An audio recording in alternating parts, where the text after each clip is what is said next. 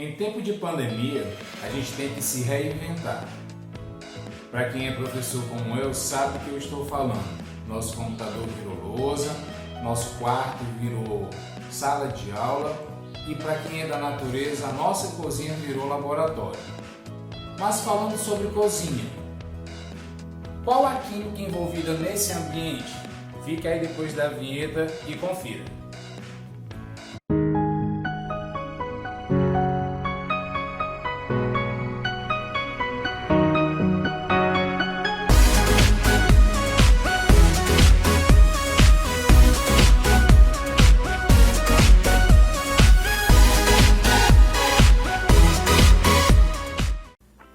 A cozinha de nossa casa é, sem dúvida, um dos maiores laboratórios de química que existe. Seja quente na utilização do fogão ou do forno, seja frio na preparação de sobremesas deliciosas.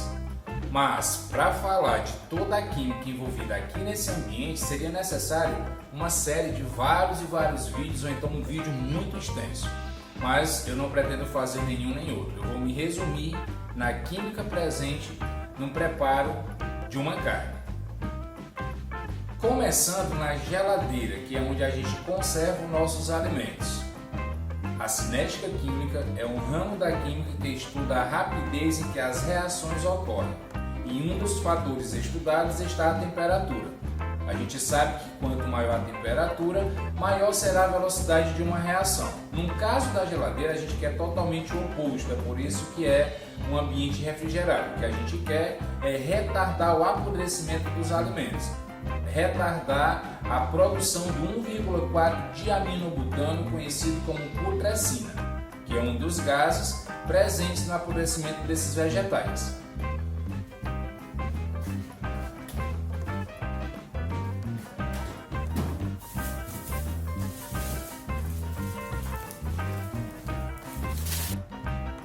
Um processo importante na preparação dos alimentos está em sua limpeza. A gente já aprendeu bastante com essa pandemia, mas é importante destacar que com ou sem pandemia, os vegetais, os legumes, eles precisam sim de um processo de limpeza.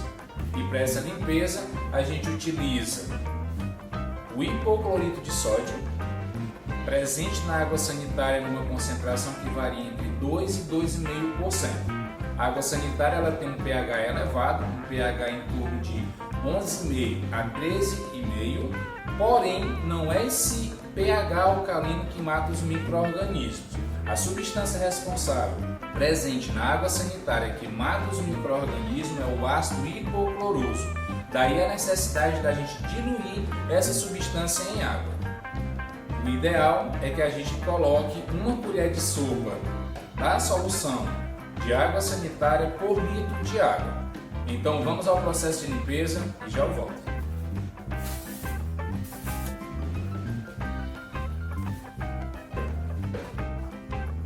E a carne? A carne deve ser lavada, apesar de ser uma prática bastante presente em nossas cozinhas, o ideal é que não.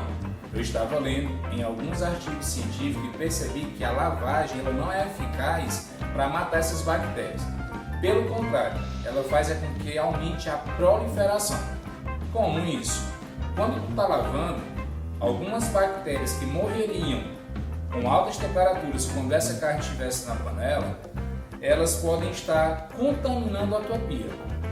Fora isso, essas bactérias podem estar migrando para alguns utensílios domésticos próximos ali à cozinha por meio de gotículas que tu nem percebe. Então o ideal realmente é que não se lave. Eu, particularmente, gosto de deixar a carne de molho por alguns minutos com a solução de ácido acético, que é o que a gente conhece no mercado como vinagre. No meu entendimento, como o vinagre é uma solução ácida, 5% aqui de ácido acético, ele vai diminuir o pH do meio. E algumas bactérias não resistem a variações de pH. Mas eu até pesquisei em alguns sites para ver realmente qual seria o impacto do vinagre nisso, mas não achei nenhuma informação. Vocês podem estar aí trazendo essa informação em algum comentário abaixo aqui do vídeo, beleza? Fica uma atividade para casa. Uma carne sem tempero, ela não apresenta um sabor muito agradável. Mas qual é a química envolvida por trás disso tudo que dá esse sabor característico desses temperos? Quem se aventura na cozinha sabe que existe uma variedade enorme de temperos e condimentos, mas eu escolhi alguns que, acredito eu, estejam mais presentes em nossas casas. Primeiro, sal, depois alho, colorau, batata inglesa, cenoura, pimentão, tomate, cebola em cabeça e o óleo, que apesar de não ser tempero nem condimento, ele realça o sabor e o aroma dos alimentos. Sal de cozinha, cloreto de sódio.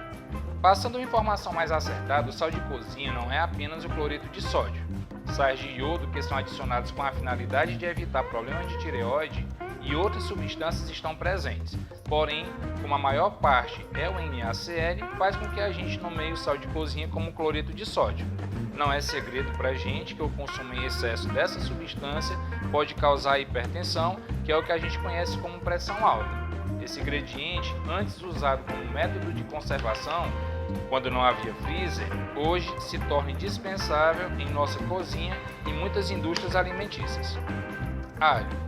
O principal componente ativo desse ingrediente é a alicina, que não está presente no alho fresco. No alho fresco, assim como na minha mão, encontra-se um sulfóxido conhecido como alina. Quando o dente de alho ele é cortado e esmagado, observa-se a liberação da alinase, que converte a alina em alicina.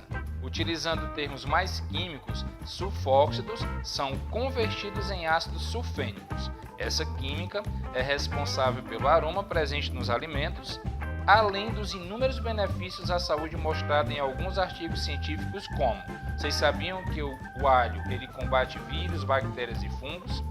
Sabia também que ele previne câncer de cólon, protege a saúde do coração, melhora a situação com doenças inflamatórias e respiratórias. Então, além do seu sabor característico, ele também tem várias defesas enquanto à nossa saúde. Então, diante de tantos benefícios, a gente vai caprichar no consumo de alho, correto? Não. Seu consumo em excesso causa vários problemas, entre eles dor de cabeça, nos rins, tontura e problemas digestivos.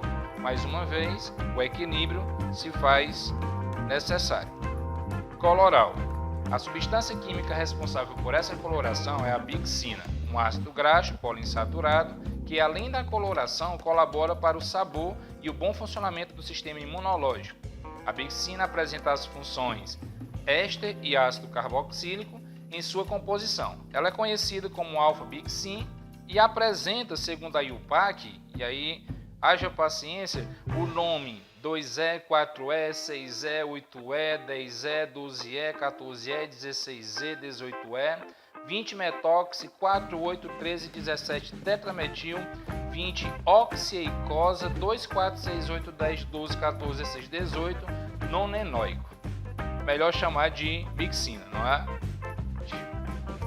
Tomate. Rico em licopeno, um carotenoide que dá a sua coloração vermelha. Apresenta em sua composição as vitaminas A, B, além de fósforo, potássio, cálcio, ácido fólico e frutose. Quanto mais maduro, mais nutrientes terá. Seu sabor é associado ao licopeno. Esse fruto, além de sua ótima aparência nos pratos, diminui a probabilidade do indivíduo ter câncer de próstata e até câncer de pulmão. Pimentão. Na sua composição encontra-se a capsaicina, que confere o sabor do pimentão, claro, além de vitaminas A e C, cálcio e fósforo.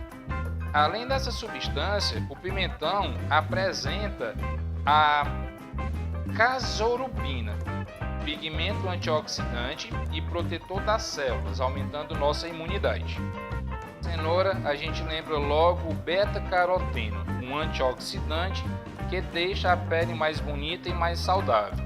Esse alimento é rico em vitamina A, que é boa para a visão, e pode ser consumido tanto crua, cozida em sucos, bolos e outros meios.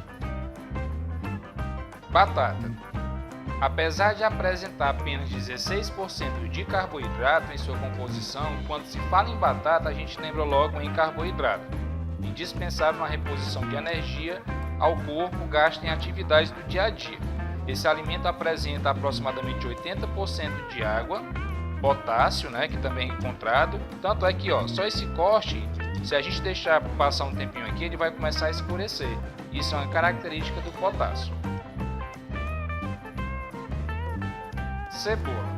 Esse ingrediente particularmente é o que me deixa mais emotivo. Quem nunca chorou cortando uma cebola, não é? Mas qual a explicação química para esse fenômeno? Quando cortamos uma cebola, suas células são cortadas e a alinase é liberada. A alinase entra em contato com óxidos sulfúricos da cebola, produzindo ácidos sulfínicos que se convertem rapidamente em gases voláteis, devido à sua instabilidade. Esses gases reagem com a água presente nos nossos olhos e produz o ácido sulfúrico em baixas concentrações. Como defesa, produzimos lágrima para diluir essa concentração.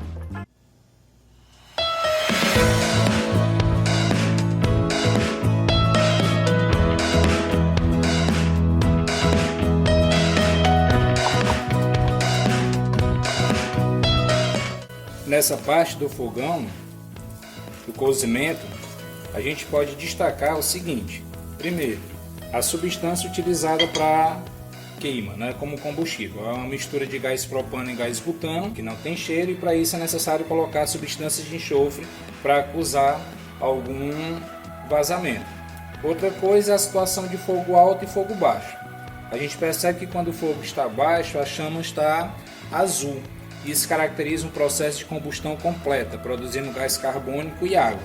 Já quando ela está um pouco mais alta, a gente percebe chamas amarelas, que caracteriza a combustão incompleta. E aí pode estar produzindo tanto monóxido de carbono e água, como carbono e água.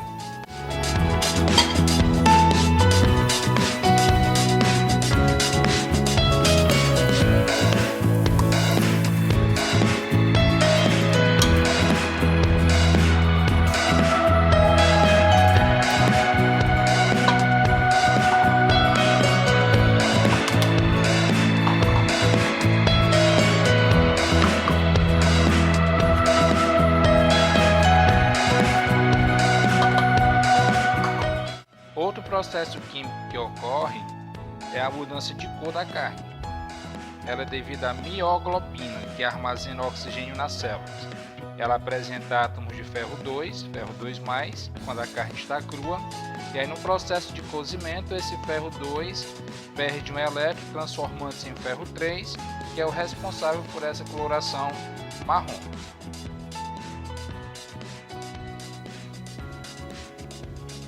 Agora vem a parte melhor, a hora de comer.